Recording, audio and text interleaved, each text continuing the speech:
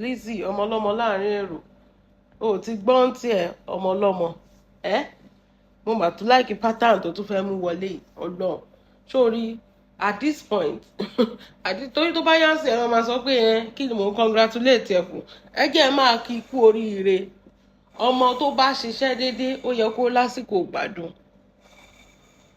ẹ máa sọ pé kí ni mò ń kí fún ẹ jẹ́ tí bá explain fídíò ìfún yín dáadáa ó máa wá yé mi nísìnyí Lizzy ti ń gba WhatsApp group ó ti sọ fáwọn èèyàn pé prayer tóun ṣe ẹnu tó fi ń ṣe pé ló fi ń ṣe prayer ṣe bẹ́ẹ̀ rí ìfẹ́ tiẹ̀ kẹ́ tó mọ̀ nǹkan tó ṣẹlẹ̀ ó rí pé ọ̀rọ̀ ilẹ̀ ti cast so nísìnyí ó fẹ́ gba another dimension wọlé sí wọn lára which is prophetess ẹ̀rí tó máa ń sọ pé ṣé mi ò sọ fún yín ṣé nǹkan tí mo sọ ṣé kò wá sí ìmúṣẹ ṣé kò ṣe kínní ẹ̀rí pé lẹ́nu ọjọ́ mẹ́ta yìí ó lálàá sí pẹ́lá ó ríran sí pẹ́lá ó ní ẹ̀mí kan máa jábọ́ and she can go to any length mo sọ pé tí nǹkan kan bá ṣe pẹ́lá ẹ mú dáadáa táyà tẹ́fẹ́ sọ sí lọ́rùn ìjọsí ẹ kó gbogbo táyà Dangote nìkẹ́ ẹ kó sí lọ́rùn ẹ mú dáadáa àwọn yẹn náà wọ́n ní wọ́n send testimony sí nínú WhatsApp ó ti ọmọ yẹn gbọ́n sẹ́ ó ti mọ gbogbo nǹkan tó ń ṣe ó ti rí pé ilẹ̀ ti cast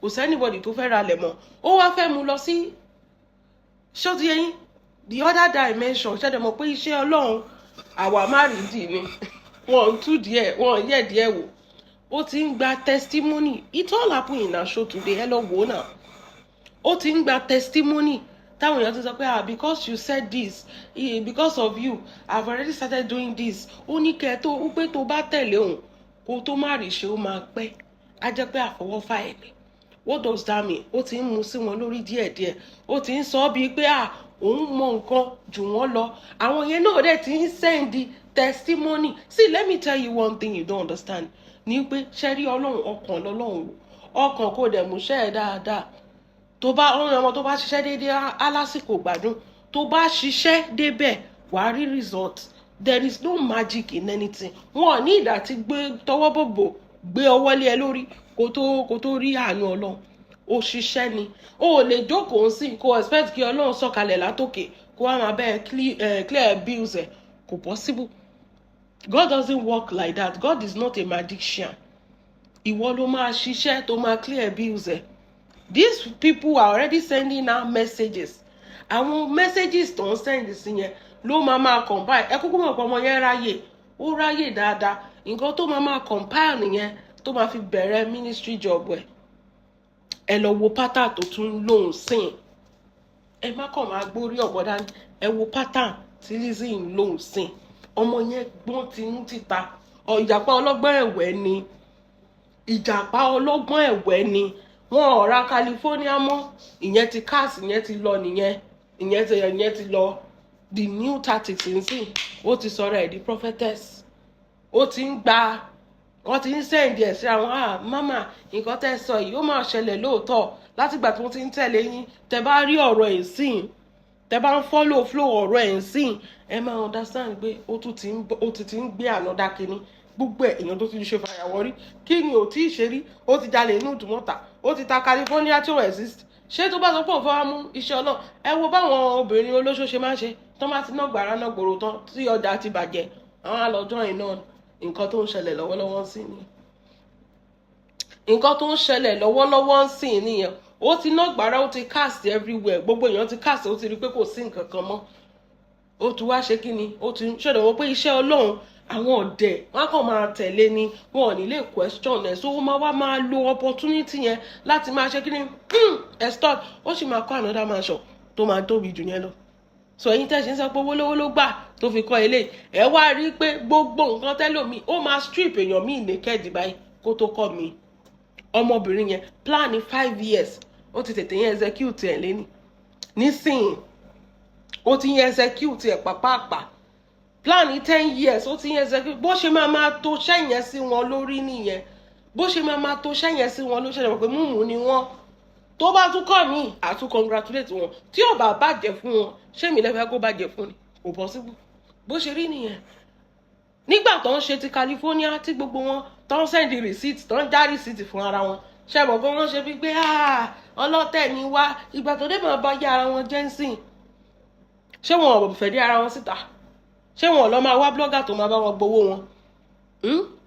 bó ṣe máa bẹ̀rẹ̀ ti ṣọ́ọ̀ṣì ni a ní kẹ́ wá sow seed, a ní tó bá mú owó lẹ̀ wàá rí nǹkan. ìgbà tí ò sí nǹkan kan mọ́, gbogbo aṣọ tó ń tà ń gbà yẹn jìbìtì ní, gbogbo ẹ̀ cover up ni, kò sí nǹkan kan mọ́. gbogbo owó ilẹ̀ onílẹ̀ tó ti gbà tó ń sọ pé ẹ fa kinní kan mo máa da fáyín sínú omi, gbogbo ẹ̀ ní òun ló fi kọ́ mansion. so ó tún sì ní plan láti tún fi kọ́ míì. ọmọ yẹn lu jìbìtì ṣí èrè jìbìtì dé ló yẹ kó máa pè é, olú jìbìtì ni olú jìbìtì ló yẹ kó máa pè é. ó ti tún mú ẹsẹ̀ bíbélì ó ti ń tẹ̀ bọ̀ lára, ó ti ń ṣe bíi prophetess. ọ̀sọ́kan orúkọ lẹ́kọ̀ọ́ máa rí tó kọ̀ máa pààrọ̀ aṣọ. ṣe rí bẹ́ẹ̀ ṣe rí Auto Bola tó ti bẹ̀rẹ̀ sí ń wé jáàbù sí bẹ́ẹ̀ tún ṣe ọlọ́run wèrè pọ̀ lórí social media. Auto Bola ti bẹ̀rẹ̀ sí ń wé jáàbù sí, kò sí ẹ̀yẹ yóò mọ̀, oníkálukú tiẹ̀ ti ṣí èrè. Lizzy náà ti bẹ̀rẹ̀ sí ń ṣe prophet. ṣe bí Lizzy sọ pé òun ò kì í ṣe Christian, òun ò kì í ṣe Muslim. ó ti bẹ̀rẹ̀ sí, ó ti rí pé chọ́ọ̀chì lówó wà. ẹ ṣáà mọ̀ báwọn pásítọ̀ yẹn ṣe máa ń gbá àwọn kí ló ń pè, bó ṣe ń bá àwọn fans wọn àtàwọn followers wọn. ó ti rí pọ́nà yẹn, ó ti wá sọ pé kí ni mo sọ tí ò ṣe. ṣe rí to predict is not a problem. tó bá ti lè tó àwọn pásítọ̀ gambling náà ń ṣe. ó dàbí àwọn tó lọ máa ń play bàbá àjẹ̀bú yẹn náà ni, tó máa ń ṣe sporty bet. gambling ni gbogbo ẹ̀. is either it be, let it be or let it not be, yes or no ni. òkùnkùn àti mọ́lẹ̀ ni, it can go this way or go this way. and àwọn èèyàn ní gbogbo eléyìí tó ti fail, sórí ẹyọ kan tó bá tètè pass báyìí tó jẹ lọ, ìyẹn náà máa gbé sórí. that is it. bó ṣe ń ba yéèyàn jẹ́ òjò yẹn lọ. láwọn people wọ̀nyí sìn ok ó ṣiṣẹ́ sílẹ̀, ṣebí ìwọ tó ṣiṣẹ́ náà kí ló fi ṣiṣẹ́? torí pé ó fẹ́ jèrè iṣẹ́ tó ṣe yẹn ni. kí ló fi ṣiṣẹ́? ṣebí torí pé ó fẹ́ jèrè iṣẹ́ tó ṣe yẹn. so ó ṣiṣẹ́ sílẹ̀, ó wá sọ pé torí pé lágbájá sọ pé ni iṣẹ́ yẹn fi come to pass. ó rí pé orí ẹ̀ ti burú. wọ́n ń send testimony sí Lizzy láì ṣe pastor. àní chọ́ọ̀chì lówó wà. ó kàn dùn mí pé mi lè ṣe ṣíra bàbá ni èmi kò wá dájọ́ ọ̀lẹ̀. kí ni fi ń ṣèyàn? èèyàn títí ẹ bá fẹ́ bàjẹ́ ẹjọ́ jẹ́ kó bàjẹ́, torí títí wọn ò bá bàjẹ́ wọ́n máa kó rádaràdà tí wọ́n máa kó bá wa. bó ṣe rí nìyẹn. ó máa paradà lójú yíyan paradà tó bá ó ti ń mu sí wọn lórí. àwọn yẹn náà ti create WhatsApp, wọ́n sọ pé wọ́n share testimony fún Lizzy láì ṣe pastor. Lizzy tó jẹ́ pé ojúmọ́ kan èpè kan kọ́mọ kú kókò kú. mo tún gbọ́ òpònú kan náà tó tún ṣe chat. ìyẹn náà ó máa kú tọmọtọmọ tó ń support Lizzy, ó máa kú tọmọtọmọ. tí gbogbo yẹn ò mọ kú tọmọtọmọ ni ọmọ ó yẹ wá pọ̀ mọ́ torí kò tiẹ̀ yé mi mọ́. ó yẹ wá pọ̀ mọ́ òun náà.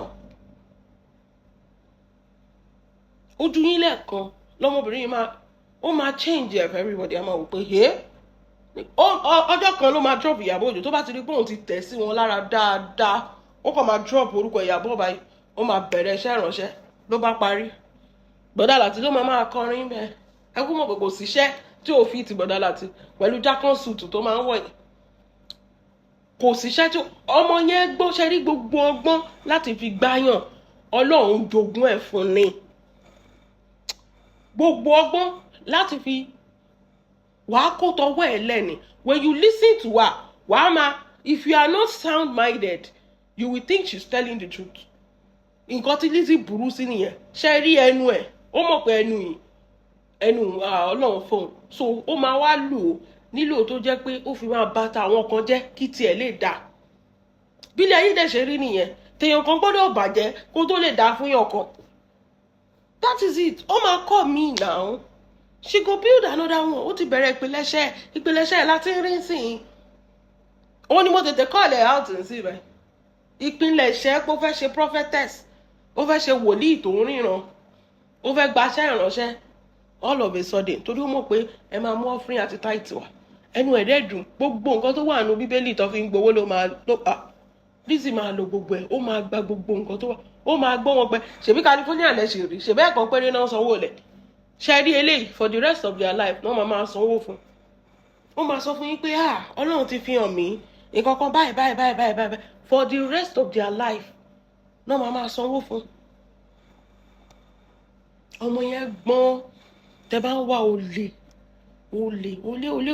báwo ni mo mi ọba aláṣẹ kọrin yẹn olè lọmọ yẹn ògidì ọlọ́ṣà.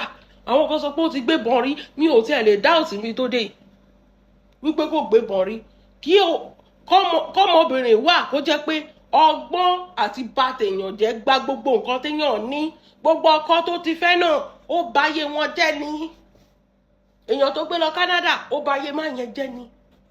Kó gba gbogbo nǹkan tó ní. Tó bá bẹ́ẹ̀ ṣe gan lásán ẹ wo Adébímpé ẹ rí bó ṣe sá ni. Ìyẹn ò ṣọ́ọ̀kì. Gbogbo nǹkan gbogbo àǹfààní tó ní ilé ayé ò ní jẹ́ nǹkan kan mọ́, ò ní láǹfààní kankan mọ́ pẹ̀lú ọmọbìnrin. You no go have anything anymore. Ó máa ṣe to the point that ó máa strip well of all the good values of life. Ó máa strip well. Ẹ tètè fúnra sí wọn ni mo sọ torí ẹ tún ti ń rí sìn ibi tó ti bẹ wọn ò lè mọ pé àwọn wà committed. Wọn kàn rò pé ẹjẹ ń fi pọ́nlé kó lè like mi, ẹjẹ ń sọ fún pé èmi náà ti bẹ̀rẹ̀ ti ṣe project gbó ìwọ tó bẹ̀rẹ̀ sí wàá ta project ẹ wàá kówó ẹ fún tógun ní ṣé èrò pójú lásán ló máa fi ṣe ni. Ọmọ pé wọn máa ń pè nǹkan mi ìmọ̀rúkọ Jésù tó bá dá ìlú ìtẹ̀ papọ̀ tó bá gbé fún ẹ mu wàá lawọ́ wà fún mi lò ó tiẹ̀ ní mọ̀. Èmi náà ti bẹ̀rẹ̀ sí ń kọ́ ọ̀dẹ̀ kan sọ fún pé òun náà ti bẹ̀rẹ̀ sí ń kọ́ ọ́fíìsì, òun náà má ti bẹ̀rẹ̀ sí ń kọ́ kinní kan. Nígbà tí mo gbọ́ àdúrà tẹ́ ṣe èmi náà má ti bẹ̀rẹ̀ sí ń ṣe eléyìí. Ẹ ti ń fún ní information about your life. Tó bá yẹ ẹ máa send the pictures sí. Òun gangan ní gist lover. Tó bá yẹ ẹ máa send the pictures sí kó tó mọ nǹkan tó ṣẹlẹ̀ ó máa fi wo bẹ́ẹ̀ sọ̀rọ̀ báyìí tó máa ta gbogbo nǹkan tó ní tó máa kó sínú donation. Kí lẹ fi ń ṣeré ọmọ tó ti gbọ́n. Ó máa ta gbogbo nǹkan wàá ta gbogbo nǹkan tẹ́ ó ń gba information yẹn wẹ́rẹ́ tó fi máa bà tiyín jẹ́. Ṣé bẹ́ẹ̀ yín lè fẹ́ fans? Ẹ̀yin lè fẹ́ fans náà ẹni wọ́fà wọ́fò ni. Ẹ̀yin náà lè tún máa jáde tẹ́wọ́n wọ́n ti bà ayé yín jẹ́. Ṣé rí ẹjọ́ bẹ́ẹ̀ kò ní ṣe é dá?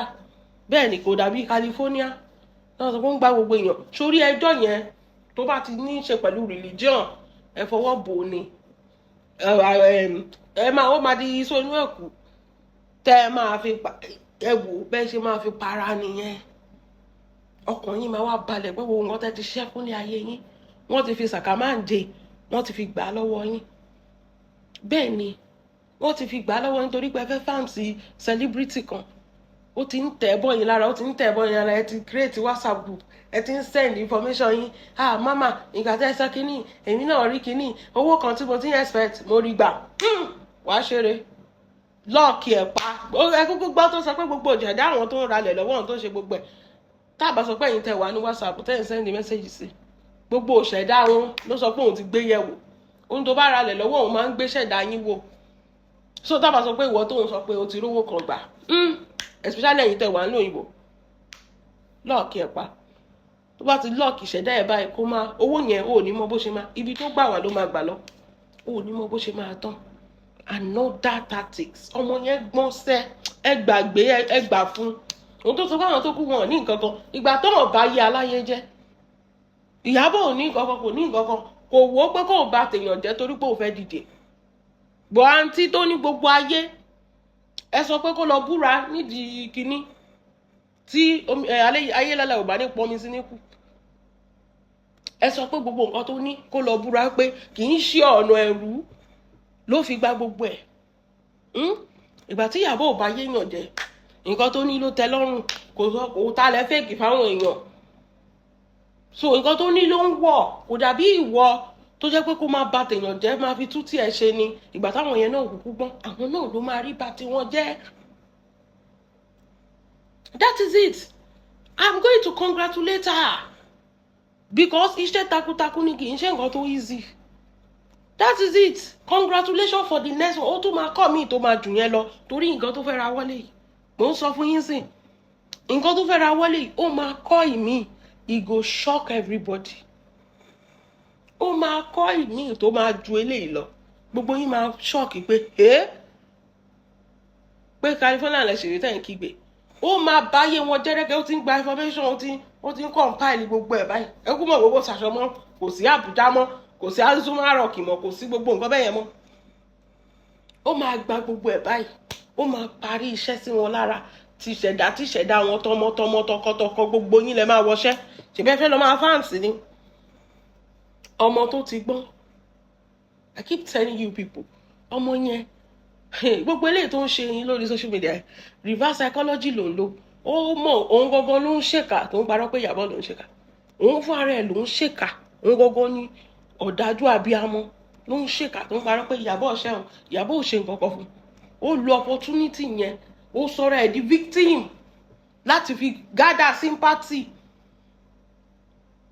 Tó bá jẹ́ pé bẹ́ẹ̀ ni kí ló dé tí gbogbo celebrity sá fún tó sọ pé ẹ̀ kán máa sá fún Ìyábọ̀ Òjó òun náà sá fún kí ló dé tí gbogbo celebrity sá fún ó fi gather victim ó dẹ̀ mọ̀ pé masses bó ṣe wà yẹn ẹ̀yin Naija emotion ti bà ayé yín jẹ́ jù emotion kí ló dé tí gbogbo èèyàn sá fún Lizzy láwọn tó gánú ayé kì í ṣe gbogbo ọgọ́ ló ń bá Ìyábọ̀ ṣe o kì í ṣe gbogbo àwọn tó sá fún Lizzy gan ló like Ìyábọ̀ àbí tó ń bá Ìyábọ̀ ṣe oníkálukú dúró sáyé ẹ̀ gbọ́ kí ló dé tó ń sá fún